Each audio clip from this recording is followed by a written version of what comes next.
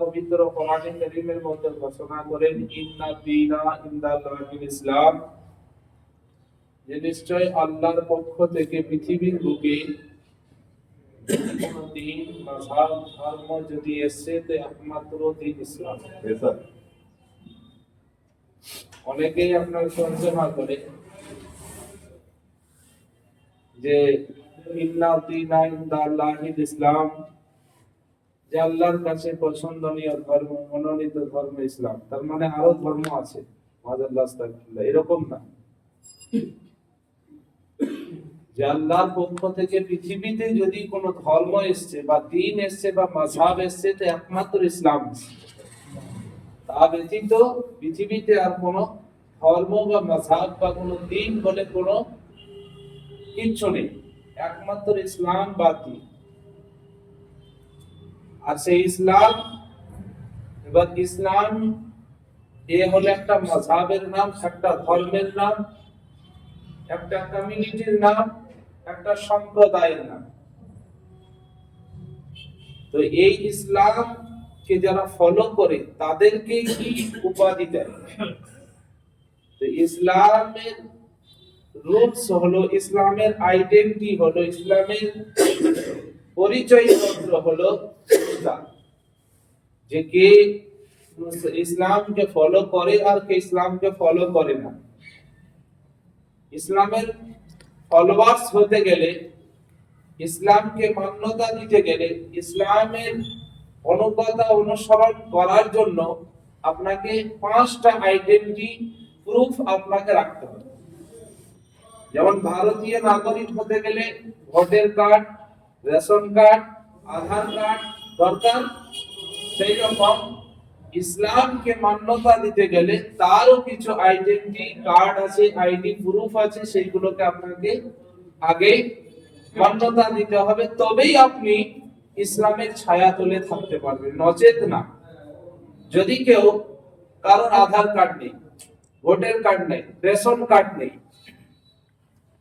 তার ভারতীয় কোনো ডকুমেন্টস নেই, সে যদি বলে আমার 50 বিঘা সম্পত্তি আছে, আমার কয়েকশো খানা গাড়ি আছে, কয়েকশো খানা বাড়ি আছে, ওকে কে ইন্ডিয়ান বলবে? কেউ বলবে না, কারণ ওর তো কোনো ডকুমেন্টস নেই। ও নিজের জোর, নিজের ক্ষমতাতেও বলতে পারে যে হ্যাঁ আমি ইন্ডিয়ান, কিন্তু যখন ওকে সরকারি রুলস হিসাবে, আইন হিসাবে, সংবাদ মানে গণতন্ত্রের একটা আপনার যে সংবিধান অনুযায়ী যখন তাকে দেখা যাবে, তখন ও কিন্তু ভারতীয় নাগরিক হিসাবে স্বীকৃতি পাবে না। তো সেই রকম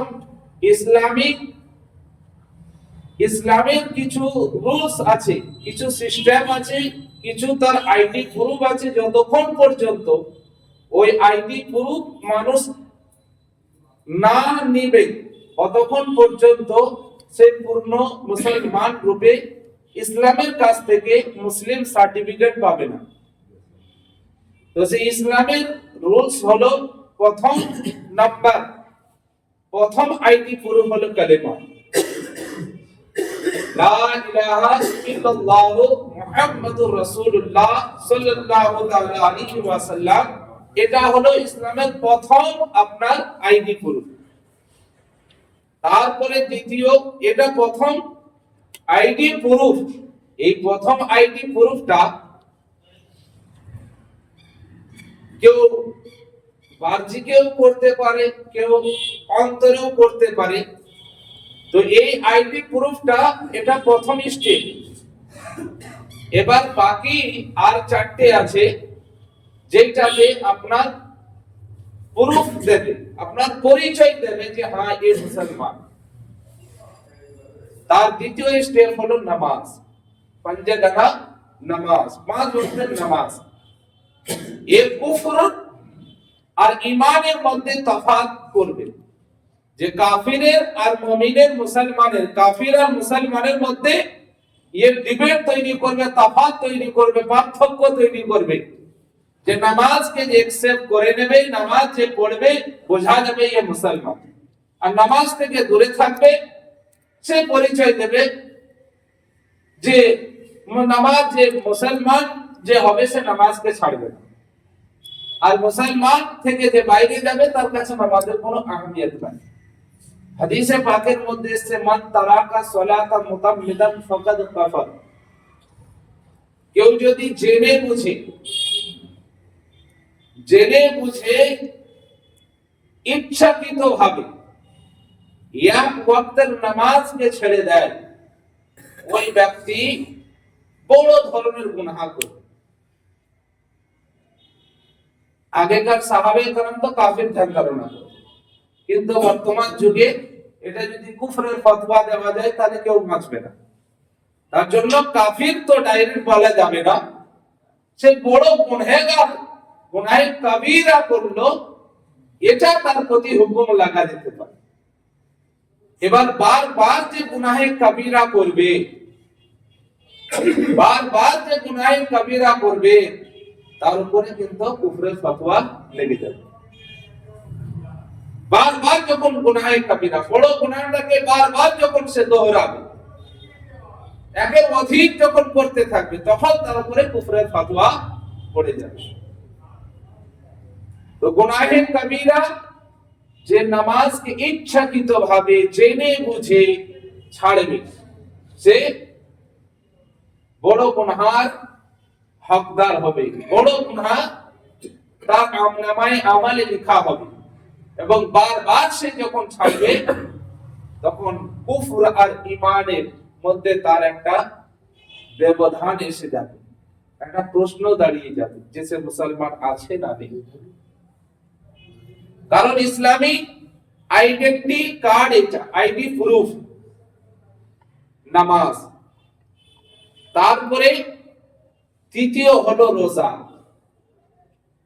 আর সেই রোজা মাহে রমজানুল মুবারক সামনে আসছে। अगर যদি আল্লাহ পাক হায়াত রাখেন, আল্লাহ যদি মওকা দান করেন, তাহলে সেই রহমতের, বরকতের, ফজিলতের মাস পালন করে নিজের গুনাহকে ধোয়ার সুযোগটা পাওয়া যায়।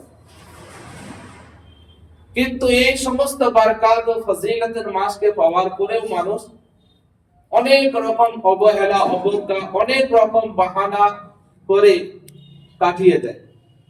কিন্তু সে বড় দুর্ভাগ্য যে এত কিছু, এত একটা অফার, এত একটা সুযোগ, এত বড় ফ্যাসিলিটি পাওয়ার পরেও যে ছেড়ে দিল, তার থেকে বদকিসমত আর বদনসিব আর দুনিয়াতে কেউ নাই। অনেকেই বলে আমার সুগার আছে, প্রেসার আছে, আমার হয়তো ডাক্তার ঘন ঘন আমাকে খেতে বলেছে, না হলে আমার শরীর অসুস্থ হয়ে যাবে। আপনাকে একটা উদাহরণ দিই, তাহলে আপনি বুঝতে পারবেন যে রোজা কত বড় একটা আল্লাহর রহমত আর নিয়ামত, এবং সায়েন্টিফিক্যালি ভাবে, সায়েন্টিস্ট যে আপনার এক কথায় বিজ্ঞান অনুসারে আমাদের শারীরিক কতটা ক্ষতি বা কতটা লাভ আপনি বুঝতে পারবেন। ধরুন আপনার ভাষাতে আপনাকে বোঝাই যে আপনার বাড়িতে একটা গোশালা আছে, মানে গরুর খামার আছে, বা একটা চালা আছে, সেখানে আপনার কয়েকটা গরু বাঁধা থাকে, দিন রাত বাঁধা থাকে।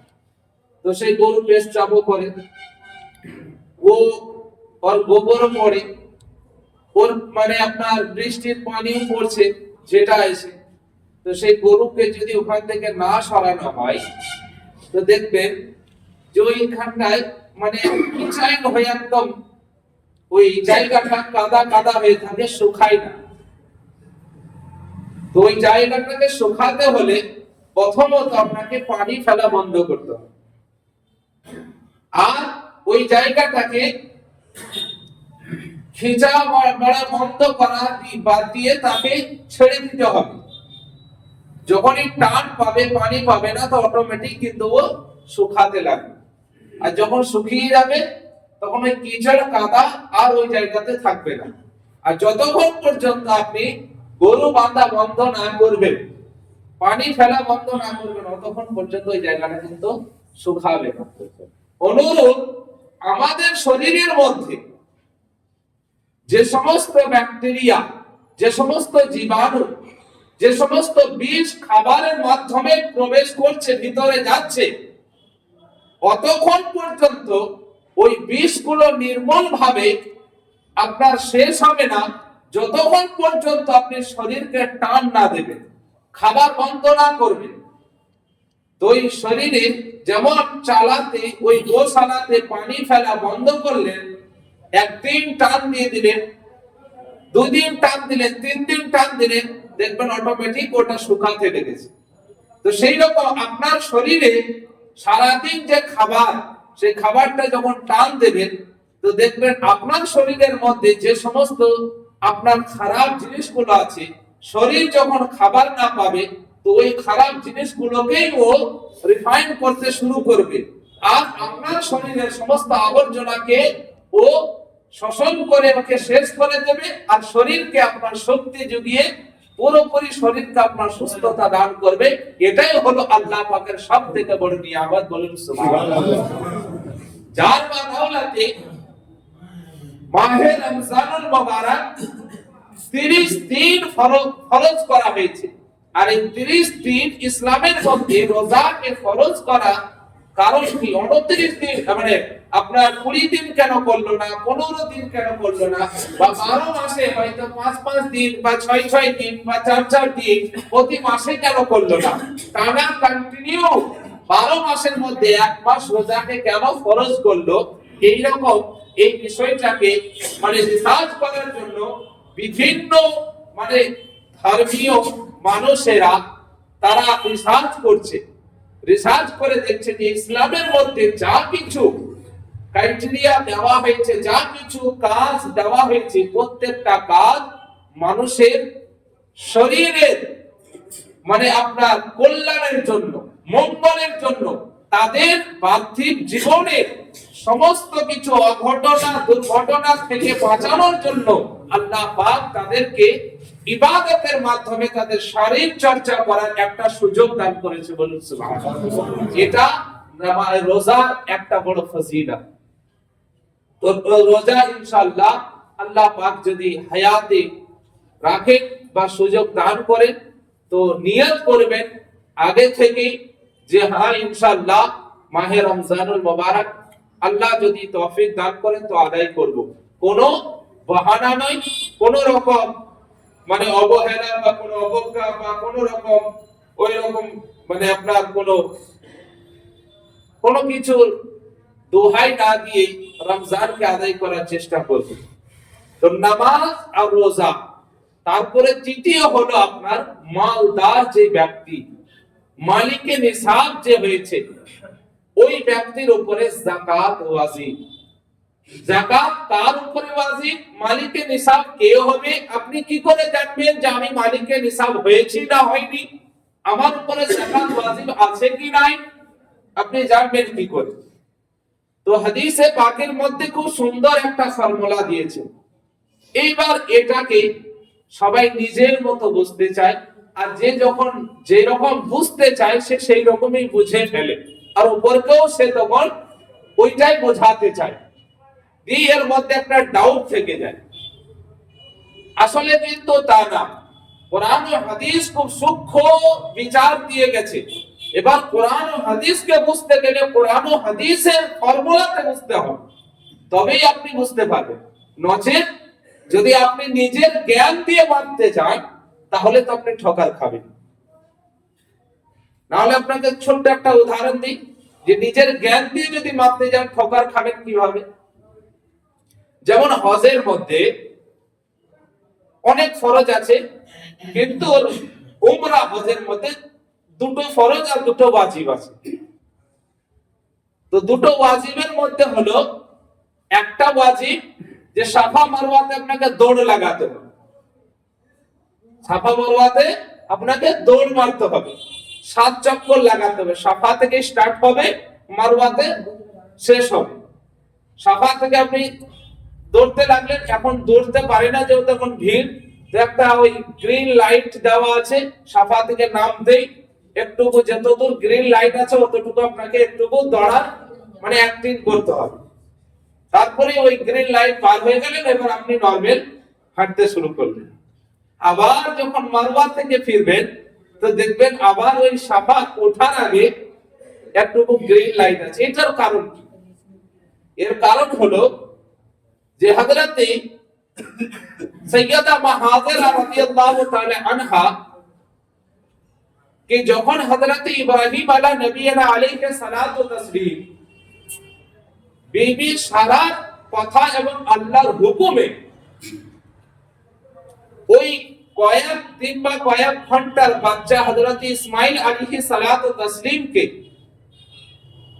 বিবি আর স্ত্রী কে মানে বাচ্চাকে আল্লাহর হুকুমে একটা মরুভূমিতে এনে রেখে দিচ্ছে। তো হযরতে ইব্রাহিম আলাইহিস সালাতু তাসলিম যেহেতু বিবি সারার, কখনো যদি আপনার সময় হয় তো ইনশাআল্লাহ এটা মানে পুরো যে ঘটনাটা আছে ইনশাআল্লাহ বলার চেষ্টা করব। তো আমি এখানে যেহেতু একটা টপিক এসে গেছে বলে আমি বলছি, পুরো ঘটনাটা না, জাস্ট আপনাকে বোঝানোর জন্য। তো হযরত ইব্রাহিম আলাইহিস সালাতু তাসলিম হযরত বিবি হাজেরাকে বিবাহ করেছিলেন বিবির সারার কথাতে এবং আল্লাহর হুকুমে। তো যার জন্য বিবি সারা এবং আল্লাহর হুকুমে হযরত মা হাজেরা আর হযরত ইসমাইলকে একটা মরুভূমিতে রাখার নির্দেশ হলো। কিন্তু বিবি সারা শর্ত দিলেন যে আপনি যখন রাখতে যাবেন তো আপনি জমিনে নামতেও পারবেন না।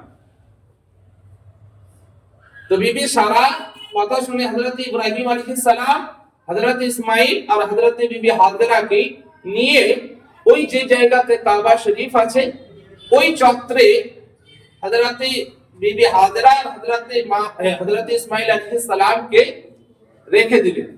রাখার পরে চামড়ার একটা ব্যাগের থলেতে, যেটাকে মাশকাজা বলা, তো ওই মাশকাজাতে কিছু খেজুর আর এক মাশকাজা বা এক ব্যাগ পানি আপনার তিনাকে দিলেন। দেওয়ার পরে হযরত ইব্রাহিম যখন চলতে লেগেছেন তা মা হাজেরা ঘোড়া বা উটের লাগামকে ধরে বলছেন যে আপনি আমাকে এই মরুভূমিতে রেখে যাচ্ছেন কার হাওয়ালাতে? আমি কি অন্যায় করেছি? আমার দোষটা কি আপনি বলুন।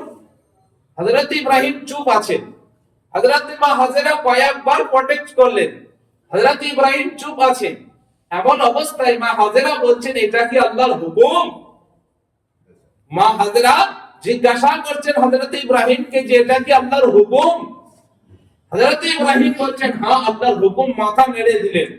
তখন মা হাজেরা বলছেন আলহামদুলিল্লাহ, আপনার প্রতি আমার কোনো অভিযোগ নাই, যে আল্লাহ আমাকে এখানে রাখার নির্দেশ দিয়েছে সে আল্লাহ আমার বাচ্চার হিফাজত করবে। বলুন সুবহানাল্লাহ।